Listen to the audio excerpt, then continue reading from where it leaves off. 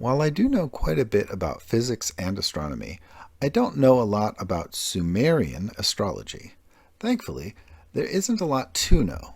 Oh, yes, the Babylonians and Assyrians knew quite a bit, but we don't have a single star chart from Sumer, and even the planets are rarely mentioned. It would be easy to make the assumption that they didn't have any interest in the stars and planets at all, but that's just not true. And that's what we're going to talk about today. You see, timekeeping was something important to the Sumerians. Without paying attention to the moon, you could not tell the seasons. Thus, you wouldn't be able to line up the crops with the seasonal storms. You would lose track of the festivals and the other holy events. Without paying attention to the water clock, you couldn't tell what time it was at night. This brings us to the Bull of Heaven. There are two major astrological theories for the Sumerian Bull of Heaven, specifically the Sumerian, not Akkadian, Babylonian, or Assyrian. The first is that the bull represented the constellation we know today as Taurus, and the second is that the bull represented the planet Mercury. As an honorable mention, it has been suggested that the death of the Bull of Heaven started out as being a metaphor for the seasonal thunderstorm, with the bull's hooves making the thunder sound before being supplanted in the descent of Inanna. Both have merit, and the logic is equally sound for either case, as we simply do not have enough text to really say one way or another. Both could even be correct at the same time, because that's just how the metaphor and mythology in Mesopotamia worked. So, here's a little background. In the Sumerian version of the myth of Gilgamesh and the Bull of Heaven, Inanna asks An for the bull. Then the bull dies at Gilgamesh's hands. Great An replied to holy Inanna, "My child, the Bull of Heaven would not have any pasture, as its pasture is on the horizon. Maiden Inanna, the Bull of Heaven can only graze where the sun rises. So I cannot give the Bull of Heaven to you."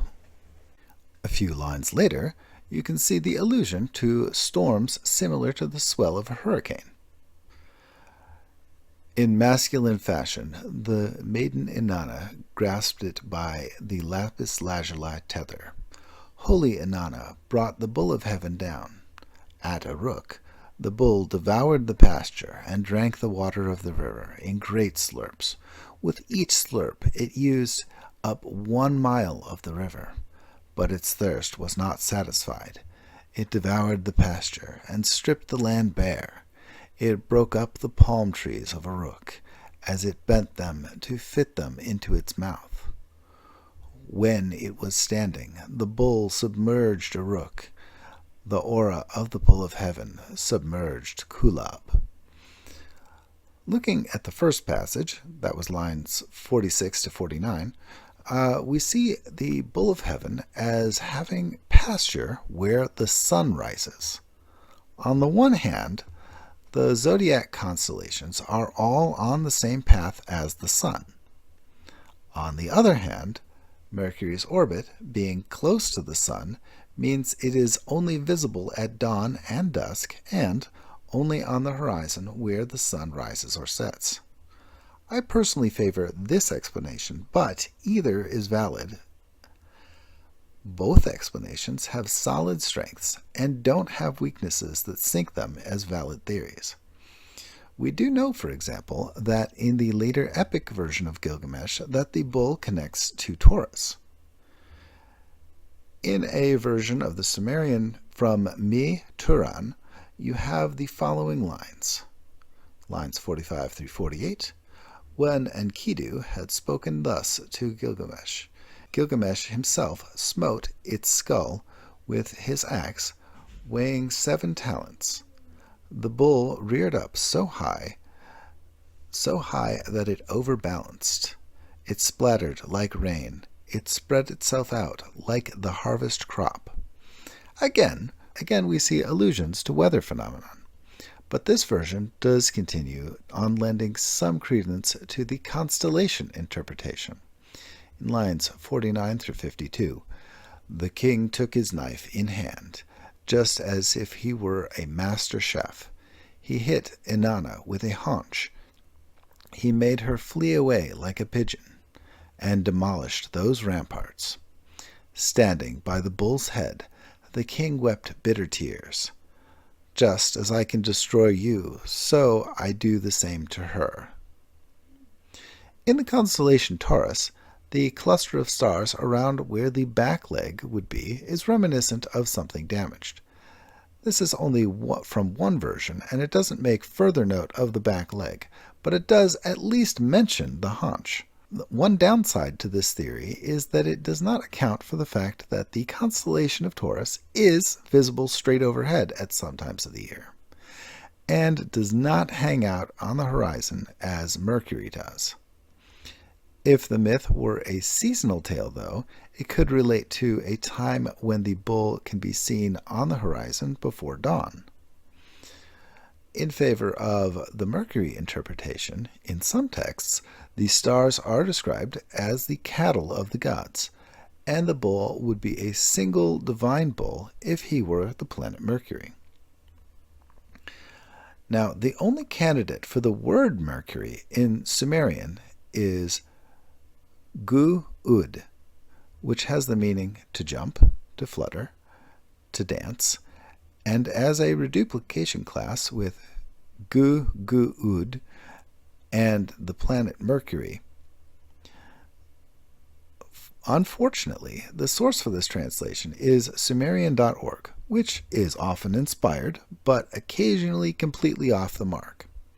I will note, however, that the sign does look a lot like a bull's head and shoulders.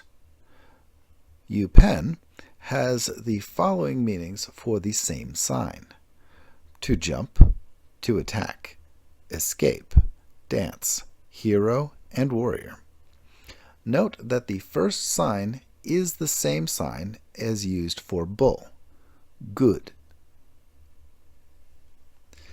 It is easy to see a connection between the Sumerian myth where the bull of heaven dies and the one where Inanna goes to the underworld after the death of the bull, as both are related to the same figure. They are clearly intertwined, but the Gilgamesh myth is older and may not have been written by the same scribal school. Nevertheless, let's consider it.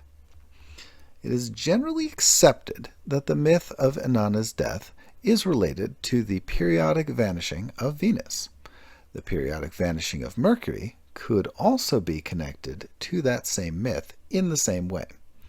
The Sumerians were aware of Venus as distinct from the other lights in the sky by the time of the descent of Inanna.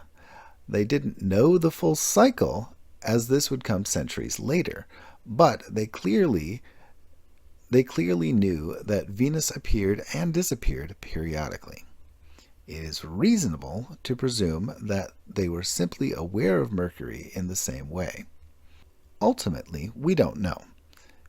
If it's a mention of the planet Mercury, then it's the only instance we have so far identified. If it's a mention of a constellation, then it is the only constellation that the Sumerians ever wrote out. We don't have a single star chart until the time of the Babylonians. Either way, the night sky's stars and planets are hard to find when looking at Sumerian texts unless you are willing to take a lot of liberties with the facts. Let's recap. In Sumerian times, the bull of heaven may have been represented by the planet Mercury. He may have represented the constellation of Taurus. He also has some storm representations.